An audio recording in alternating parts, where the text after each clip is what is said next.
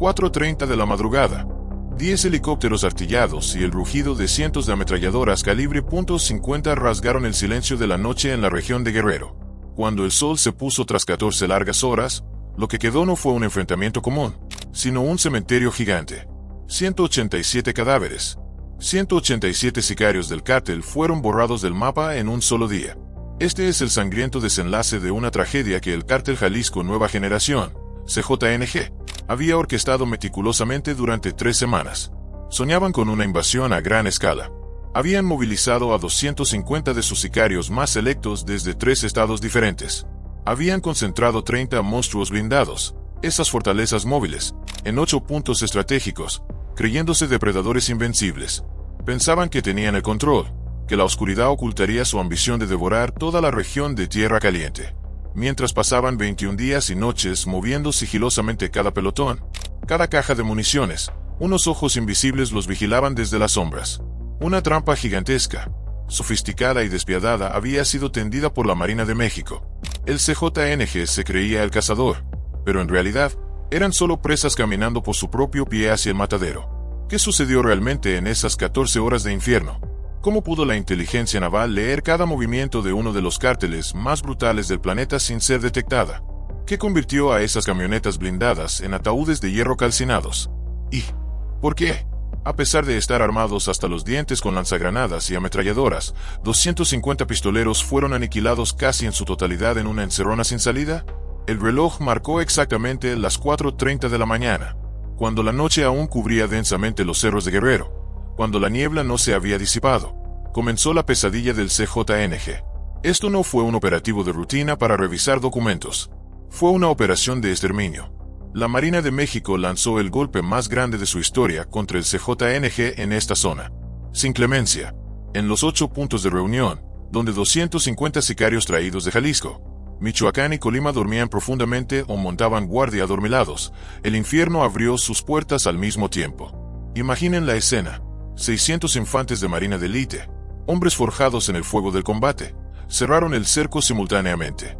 En el cielo, el estruendo de las aspas de 10 helicópteros artillados rompió la calma, convirtiendo el cielo nocturno en una tormenta de fuego. El objetivo de la marina era claro, frío y contundente: barrer con todo. No se trataba de replegarlos, ni de advertirles, sino de erradicar completamente la concentración criminal antes de que pudieran reaccionar.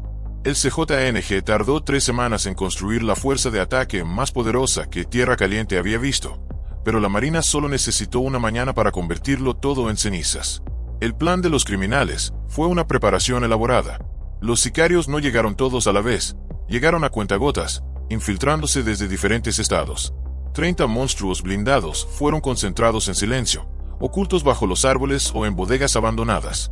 Las armas de alto poder pasaban de mano en mano. Todo con un solo propósito: lanzar una ofensiva total para engullir el control de la región. Pero hubo algo que los cerebros estratégicos del cártel no calcularon. Estaban bajo la lupa. La inteligencia naval, como fantasmas invisibles, había seguido cada uno de sus pasos. Sabían cuando una camioneta se movía, sabían que el sujeto acababa de llegar de Jalisco. Contaban con precisión cuántos individuos se escondían en esas 8 guaridas. Y lo más importante, diseñaron una trampa perfecta. Un solo golpe, pero un golpe demoledor, asestado de manera simultánea y con precisión quirúrgica. Cuando el crepúsculo cayó a las 6:30 de la tarde de ese mismo día, el último disparo finalmente cesó. 14 horas que transformaron pueblos pacíficos en un campo de batalla feroz habían terminado. El resultado fue un cuadro dantesco sin precedentes: 187 sujetos abatidos en el lugar, 45 detenidos con vida. En total, 232 criminales neutralizados de un total aproximado de 250. La tasa de supervivencia fue casi nula. Toda la flota de 30 vehículos fue destruida o asegurada. 312 armas de diversos calibres fueron decomisadas. La ambiciosa campaña del CJNG se esfumó antes de siquiera comenzar. Hoy, no solo repasaremos las cifras frías, vamos a diseccionar cada capa de este evento impactante. ¿Cómo pudo el CJNG pasar 3 semanas reuniendo tropas bajo las narices del gobierno? ¿Cómo pudo la inteligencia naval ser tan paciente, esperando a que la presa entrara completamente en la red antes de tirar de la cuerda? ¿Y cómo se desarrollaron realmente esas 14 horas de infierno que llevaron a la muerte de 187 personas? Primero, hablemos de Tierra Caliente. El nombre lo dice todo. Caliente no solo por el clima, sino por el fuego de las balas, por la sangre y por la disputa interminable. Este es el Triángulo del Diablo situado entre Guerrero, Michoacán y el Estado de México. Para el crimen organizado, esto es una mina de oro. Es donde los campos de amapola florecen en rojo vivo, donde los laboratorios de heroína operan día y noche. Es la yugular, la posición estratégica que cualquier organización que quiera coronarse como reina codicia. Para el CJNG, tomar Tierra Caliente no era solo expandir la plaza, era una jugada de vida o muerte. Controlar este lugar es controlar las rutas vitales de transporte, es controlar el suministro.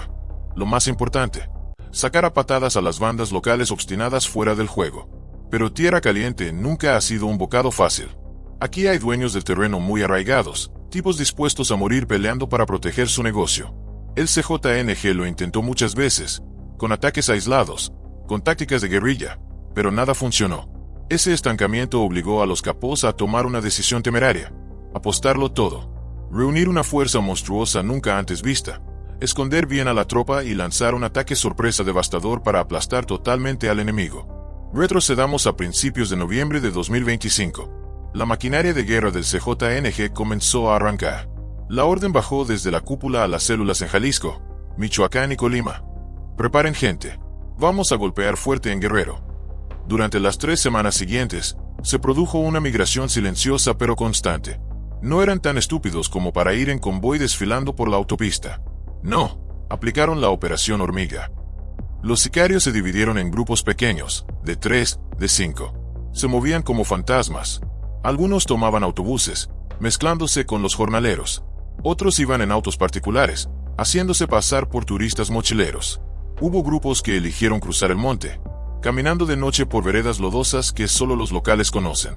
La estrategia era dispersarse para llegar al destino y luego reagruparse como un puño. Las camionetas blindadas, su arma más temible en tierra, también se movieron de manera similar. Cada pocos días, 2 o 3 vehículos se deslizaban silenciosamente hacia Tierra Caliente por rutas distintas. El CJNG eligió 8 puntos de reunión. Eran ubicaciones calculadas meticulosamente. Pueblos pequeños, remotos, donde la voz de la autoridad es débil y los ojos y oídos de la gente están nublados por el miedo.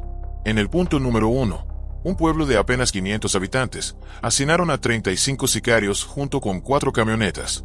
El punto número 2, pegado a los extensos campos de amapola, era el refugio de 28 sujetos y 5 vehículos. Pero el más temible era el punto número 3. Este era el puesto de mando avanzado, donde se concentraba el grueso con 42 pistoleros de élite y 6 monstruos blindados de alto calibre. Esta sería la punta de lanza del ataque. Los puntos restantes, del 4 al 8, también tenían tropas distribuidas, cada uno con entre 20 y casi 40 hombres. A mediados de noviembre, el cuadro estaba completo. La red estaba tejida. Unos 250 hombres estaban en posición. 30 tanques artesanales estaban listos para encender motores. Y el arsenal, terrorífico es la única palabra para describirlo. Más de 300 fusiles de asalto, 15 ametralladoras Barrett calibre .50 capaces de destrozar vehículos policiales, decenas de lanzagranadas, cientos de granadas y una montaña de municiones que ascendía a más de 140,000 cartuchos. No se equivoquen, esta gente no eran novatos agarrando un arma por primera vez. El CJNG envió aquí a viejos lobos, tipos curtidos, asesinos que saben apretar el gatillo sin parpadear. Su plan era esperar al día D, la hora H, para que las 8 puntas de ataque se lanzaran al mismo tiempo, golpeando los bastiones rivales desde todas las direcciones. Querían crear una tormenta de violencia tan terrible que el enemigo huyera aterrorizado. Su confianza estaba por las nubes. Con este número de tropas y poder de fuego, creían tener la victoria en el bolsillo. Pero como dicen, uno pone y Dios dispone. Y aquí, Dios era la inteligencia naval. Mientras los criminales se regodeaban con su plan secreto, cada uno de sus movimientos se proyectaba en las pantallas de los expertos en inteligencia. La primera alerta saltó a principios de noviembre. Los sistemas de reconocimiento electrónico captaron señales extrañas. Mensajes encriptados volaban por el aire, llamadas fugaces insinuando mover la mercancía, juntar a la plebe. El olor a pólvora empezó a impregnar los datos. Inmediatamente, se activó el nivel máximo de vigilancia. Los analistas comenzaron a unir los puntos. Vieron el movimiento inusual hacia Tierra Caliente. Utilizaron todas las herramientas a su alcance. Desde intervenciones telefónicas, uso de redes de informantes infiltrados, Esa gente valiente que vive entre los lobos, hasta seguimiento satelital y cámaras de tráfico. Cada vehículo, cada grupo de personas fue marcado. A mediados de noviembre, cuando el CJNG completó su concentración, la Marina también completó su expediente de objetivos. Tenían en sus manos un mapa detallado hasta el último metro cuadrado. 8 ubicaciones, 8 puntos rojos brillando en el mapa táctico. Sabían exactamente cuántos sujetos había en esa casa, cuántos vehículos había en el patio. Estimaron la fuerza enemiga entre 200 y 250 hombres. Conocían a la perfección el plan de ataque total que se avecinaba. En ese momento, los altos mandos de la Marina se encontraron ante un tablero de ajedrez histórico. Esta era la concentración de fuerza criminal más grande jamás vista en Guerrero. Era una amenaza, pero también una oportunidad única en la vida. En lugar de tener que cazar a cada uno por separado en la selva, ahora el enemigo se había metido solito en la jaula. La decisión se tomó rápida, limpia y con todo el peso. Golpear primero. No esperar a que disparen. Nosotros atacaremos antes. Golpearemos los 8 puntos simultáneamente. Convertiremos su plan de ataque en su propia tumba. La última semana de noviembre fue la semana del silencio mortal. Por fuera parecía tranquilo, pero por dentro había una preparación frenética y meticulosa hasta el último detalle. Cada punto de reunión enemigo fue asignado a un equipo de fuerzas especiales para su estudio. La estructura de la casa, las rutas de escape, la posición de los halcones, todo fue calculado. 600 efectivos fueron seleccionados, divididos en 8 frentes de ataque. 10 helicópteros fueron cargados de combustible y munición, esperando la orden en bases secretas. La noche del 27 de noviembre, la oscuridad cayó ocultando la movilización gigante. 600 sombras se movieron silenciosamente, acercándose a los 8 objetivos. Caminaban ligeros como gatos, conteniendo la respiración. Los helicópteros encendieron motores, las aspas girando lentamente, listos para saltar al cielo. La hora H llegó. 4:30 de la mañana. En las casas, ranchos y campamentos precarios, los pistoleros del CJNG seguían sumidos en el sueño, o cabeceaban junto a botellas de licor a medio terminar. Confiaban en su discreción. Creían que en este lugar olvidado de la mano de Dios, nadie sabía dónde estaban. No sabían que, en la oscuridad de afuera, cientos de cañones apuntaban directo a sus cabezas. No sabían que habían sido observados durante las últimas 3 semanas como ratas de laboratorio. Y mucho menos sabían que, en unos segundos, las puertas del infierno se abrirían de par en par para recibirlos. Y entonces, se emitió la señal de ataque. El cielo nocturno se iluminó con los reflectores de los helicópteros y el fuego que caía desde las alturas. La tierra tembló bajo el paso firme de 600 soldados. Sin advertencias, sin negociaciones. Solo estruendos y un caos absoluto. Los que dormían despertaron sobresaltados, cayendo abatidos antes de poder alcanzar sus armas. Los que montaban guardia fueron neutralizados desde la primera ráfaga. Gritos, órdenes, el sonido de las balas cortando el viento se mezclaron creando una sinfonía de muerte. Los monstruos blindados, supuestamente invencibles, ardían en llamas bajo el fuego de los helicópteros, convertidos en hornos crematorios móviles. La batalla, desigual pero extremadamente feroz, duró 14 horas, desde la madrugada hasta el atardecer. Los sicarios sobrevivientes intentaron resistir desesperadamente, pero tenían todas las salidas bloqueadas. Las 8 pinzas de la Marina apretaron sin dejar ni una grieta. Cuando el humo se disipó, lo que quedó fue el silencio espeluznante de la muerte.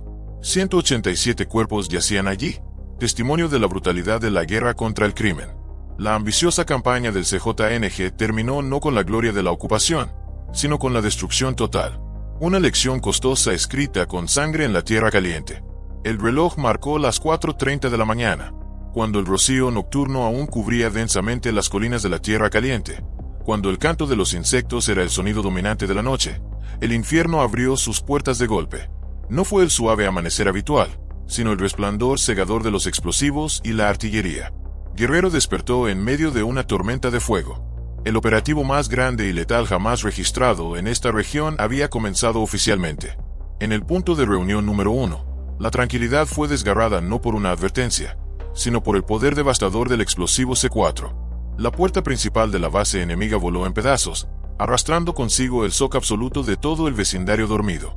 En los breves instantes tras esa explosión ensordecedora, las sombras de las fuerzas especiales irrumpieron como una avalancha desde todas direcciones. El enemigo fue tomado completamente por sorpresa. Los sicarios del CJNG, Algunos con los ojos pegados, manoteaban buscando el AK junto a la cama. Otros aturdidos sin entender qué pasaba. El caos reinaba. Pero para cuando su instinto de supervivencia despertó y trataron de organizarse, ya era demasiado tarde. Los soldados ya estaban en la sala, en el pasillo, bloqueando cada salida. Los disparos tronaban, sin piedad. Fue una sinfonía letal entre las ráfagas frenéticas disparadas desde dentro de las habitaciones y la respuesta fría y precisa de los infantes de marina. La batalla en el punto 1 no fue rápida. Fue un forcejeo que se extendió por casi 4 horas. Cada cuarto, cada rincón se convirtió en una trinchera. Hubo quienes soltaron las armas rindiéndose al ver la silueta del ejército, pero también hubo quienes, obstinados, se atrincheraron y dispararon hasta la última bala. Cuando el humo se disipó, la escena era dantesca. 23 cuerpos esparcidos, 8 sobrevivientes esposados, y 4 camionetas, su orgullo, ahora reducidas a chatarra o trofeos del ejército. Mientras tanto, en el punto de reunión número 2, el guión fue distinto pero el desenlace igual de trágico. Los halcones del cártel, gracias a la paranoia del oficio, detectaron las sombras moviéndose apenas unos segundos antes de que detonara la primera carga explosiva. Los gritos de alarma resonaron, despertando a todo el campamento. Rápidamente establecieron nidos de ametralladoras, respondiendo con fuego frenético para mantener a raya a la fuerza de asalto. Al principio, su fuego de supresión fue bastante efectivo, pero la situación en el campo de batalla dio un giro de 180 grados en cuanto se escuchó el zumbido de las aspas sobre sus cabezas. Los helicópteros artillados habían llegado. Desde las alturas, los artilleros tenían una vista de halcón. Lo veían todo. A los francotiradores escondidos tras las ventanas, a las camionetas encendiendo motores para huir. Y entonces, la lluvia de plomo cayó del cielo. Las ráfagas de alto calibre destrozaron los muros, volaron las camionetas y quebraron la voluntad de resistencia de los criminales en cuestión de minutos. Para el mediodía, los disparos en el punto 2 cesaron. 18 sujetos quedaron tendidos para siempre. 7 fueron detenidos. 3 que intentaron huir rápidamente durante el caos no llegaron lejos antes de ser capturados. 5 camionetas fueron borradas del mapa por completo. Pero lo más feroz, lo más aterrador, ocurrió en el punto de reunión número 3. Esta era la columna vertebral de la fuerza del CJNG, con 42 sicarios de élite y 6 vehículos blindados. Cuando comenzó el ataque, la resistencia aquí fue tan violenta que incluso los veteranos más curtidos fruncieron el ceño. No eran un grupo de aficionados. Ocupaban 4 grandes propiedades contiguas, formando un complejo fortificado continuo. Los sacos de arena estaban apilados formando barricadas. Ametralladoras calibre .50, capaces de perforar blindajes, estaban instaladas en posiciones críticas. En cuanto estalló el enfrentamiento, respondieron con una densa cortina de fuego, coordinándose rítmicamente desde múltiples ángulos. Los comandantes del operativo tomaron una decisión rápida: no precipitarse. Establecieron un cerco de acero, apretando metro a metro, mientras llamaban a los helicópteros para ablandar el objetivo. La misión de la Fuerza Aérea era arrancar de raíz los nidos de ametralladoras pesadas, mientras la infantería avanzaba ejerciendo presión paso a paso. Durante las siguientes 6 horas, el punto 3 se convirtió en una zona de guerra real, nada diferente a las imágenes de conflictos en Medio Oriente. Los helicópteros orbitaban, disparando contra los puntos fortificados. Los infantes de marina ganaban terreno paso a paso. La primera casa cayó a las 7 de la mañana, tras 2 horas y media de tiroteo incesante. El precio fue de 9 vidas del bando criminal y 3 detenidos. Pero no se rindieron. La segunda casa aguantó hasta las 9 de la mañana, dejando 8 cadáveres y 2 prisioneros. La tercera casa colapsó cerca de las 11 de la mañana, con 10 abatidos y 4 capturados. La última propiedad, donde se escondían los cabecillas más obstinados, solo se rindió cerca de la 1 de la tarde. Fue un asedio tenso que duró más de 8 horas. Los que estaban adentro preferían morir antes que salir. Finalmente, las fuerzas especiales tuvieron que usar explosivos para abrirse paso a sangre y fuego hacia el interior. Cuando el último disparo se apagó, la escena adentro era horrorosa. 31 sicarios abatidos, 11 detenidos con vida, 6 camionetas destrozadas y el edificio principal parcialmente derrumbado por la onda expansiva de los proyectiles. En los otros frentes, la situación no estaba menos caliente. En los puntos 4, 5 y 6, el combate se desarrolló con mayor velocidad, pero la ferocidad no fue menor. El punto 4 presenció 3 horas de tiroteo continuo. Resultado: 20 caídos, 9 detenidos, 2 que lograron escapar temporalmente. El punto 5 fue un forcejeo que duró 4 horas. 24 abatidos, 11 detenidos, y hasta 13 sujetos aprovecharon el terreno complicado para huir hacia el monte. El punto 6 terminó después de 2 horas y media, con 17 cadáveres, 7 prisioneros y 2 prófugos. Específicamente en los puntos 7 y 8, la psicología de los criminales mostró una clara división. En el punto 7, al ver el cerco cerrarse y el fuego abrumador del ejército, un grupo de unos 12 sicarios soltó las armas y se rindió de inmediato. Sin embargo, los 22 restantes, probablemente miembros clave o demasiado temerosos del castigo legal, eligieron pelear hasta la muerte. La batalla duró 2 horas, terminando con 14 muertos y 8 detenidos. En el punto 8, el de menor escala con 18 pistoleros, la moral enemiga se desmoronó rápidamente. 6 se rindieron en el primer minuto. Los 12 restantes intentaron una resistencia débil y fueron aplastados en hora y media. 9 muertos, 3 detenidos. Para las 10 de la mañana, es decir, unas 5 horas y media después de la explosión inicial, la fase de asalto a posiciones fortificadas, en los 8 puntos de reunión estaba básicamente completa. La totalidad de las 30 camionetas, su principal medio de movilidad, había sido neutralizada. Pero la operación no podía detenerse. Todavía había entre 40 y 50 lobos que habían escapado del corral y se escondían dispersos por toda Tierra Caliente. Comenzó la segunda fase de la operación, la cacería a gran escala. Durante las siguientes 8 horas, Tierra Caliente se transformó en un gigantesco tablero de ajedrez. En el cielo, los helicópteros volaban en formación, barriendo cada metro de tierra, cada bosque, escaneando cualquier señal sospechosa de calor corporal o movimiento. En tierra, las unidades móviles se desplegaron para bloquear todos los caminos y veredas. Los reportes de los ciudadanos comenzaron a llegar. En un rancho abandonado, los pobladores detectaron a un grupo de desconocidos armados escondiéndose. Un equipo de fuerzas especiales fue enviado de inmediato. Al ser descubiertos, 4 de los 6 sujetos intentaron levantar sus armas para disparar, pero fueron abatidos al instante por los tiros precisos de los francotiradores. Los otros 2, temblando, levantaron las manos para rendirse. En una zona rocosa de difícil acceso, el ojo electrónico de un helicóptero detectó a un grupo de 8 sicarios tratando de escalar para escapar. Las unidades terrestres se acercaron rápidamente.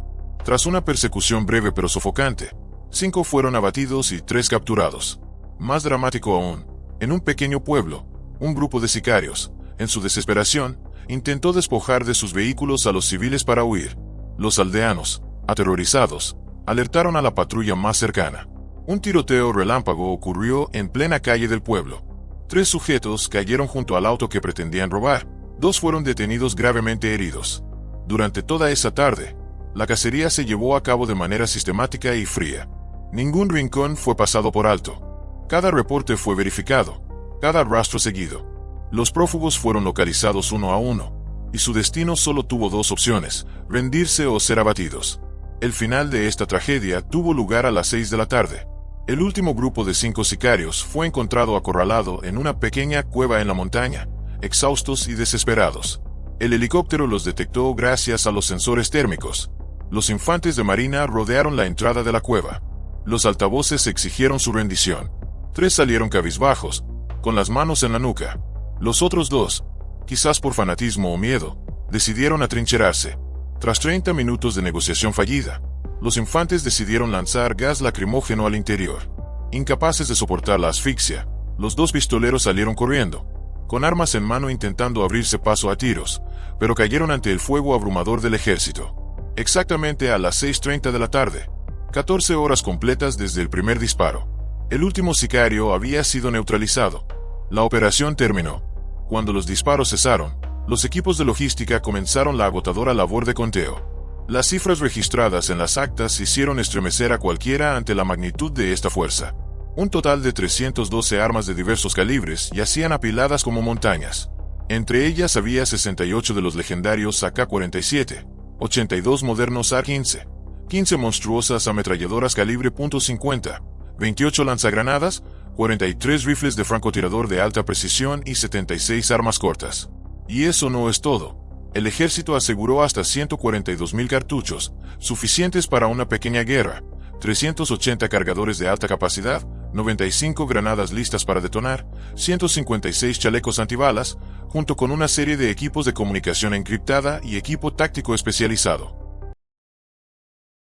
Los 45 sicarios capturados con vida fueron trasladados a instalaciones federales de detención. Muchos de ellos estaban heridos, cubiertos de vendajes, pero todos sabían que su futuro ahora eran los barrotes de la prisión con los cargos más graves posibles. En las frías salas de interrogatorio, las confesiones comenzaron a revelar la verdad. Admitieron que la orden de concentrar tropas vino de las cabezas que se esconden hasta en Jalisco. El plan era concentrar toda la fuerza para un golpe decisivo, el Big Bang, para tomar el control absoluto de Tierra Caliente en los próximos días. Un sicario confesó cabizbajo y con voz temblorosa: los jefes nos dijeron que éramos una fuerza gigante, que éramos invencibles. Dijeron que nadie esperaría un ejército tan grande, pero nunca nos dijeron que ustedes, la Marina, nos veían desde que estábamos en el huevo. Otro sujeto, aún en shock, exclamó: pensamos que éramos una legión poderosa, 250 hermanos, 30 blindadas, llenos de fierros. Pensamos que éramos los reyes. Y sin embargo, en solo 14 horas, casi todos murieron. Eso no fue una batalla, fue una masacre. El saldo final fue un récord triste pero necesario para la paz de Guerrero. 187 sicarios muertos, 45 detenidos. Un total de 232 eliminados del combate de un total aproximado de 250 movilizados. El CJNG perdió más del 90% de su fuerza de combate en un solo día. Por parte de la Marina, este resultado es una hazaña militar.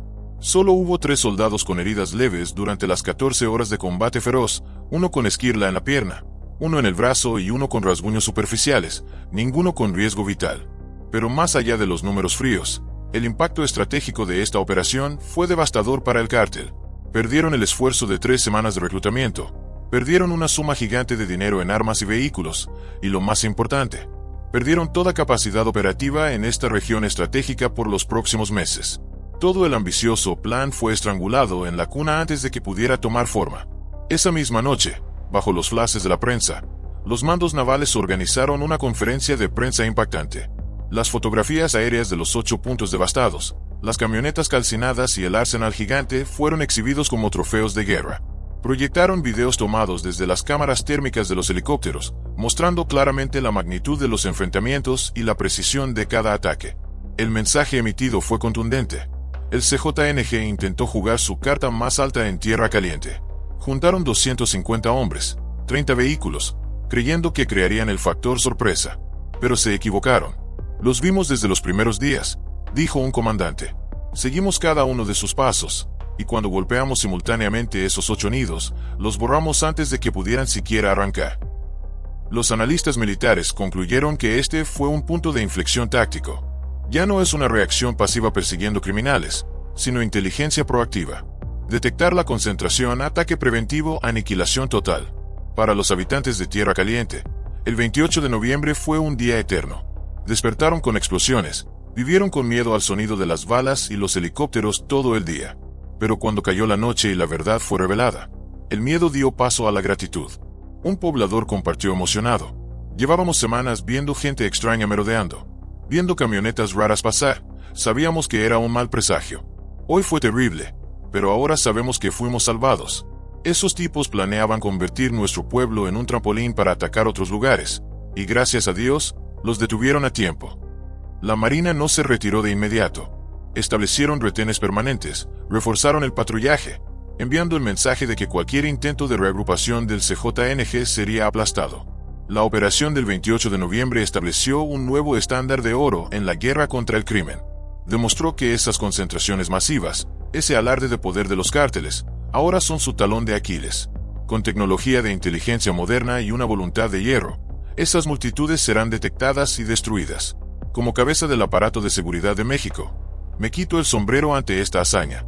Aplaudo la agudeza de la inteligencia por acechar pacientemente a la presa durante 3 semanas. Aplaudo la valentía de los 600 soldados que neutralizaron a 187 criminales y capturaron a otros 45. Aplaudo que Tierra Caliente haya evitado un desastre más sangriento. Y sobre todo, aplaudo el mensaje de destrucción que esta operación envía al mundo de Lampa. Nunca piensen en concentrar tropas a gran escala. Si juntan gente, lo sabremos. Si se preparan para golpear fuerte, nosotros golpearemos primero. Cuando pierden 3 semanas de preparación, 250 hombres, 30 vehículos, un arsenal gigante, y luego todo desaparece en solo 14 horas, entiendan que eso no es mala suerte. Es el poder del Estado. Ustedes no están ejecutando una invasión gloriosa. Se están metiendo solitos a matadero. 187 muertes, 45 sentencias de prisión, 30 montones de chatarra y 3 semanas tiradas a la basura. Ese es el precio a pagar. Tierra Caliente sigue teniendo sus disputas, pero el CJNG aprendió una lección con sangre. No pueden tomar esta tierra por superioridad numérica, porque cuando se juntan, morirán antes de siquiera poder jalar el gatillo.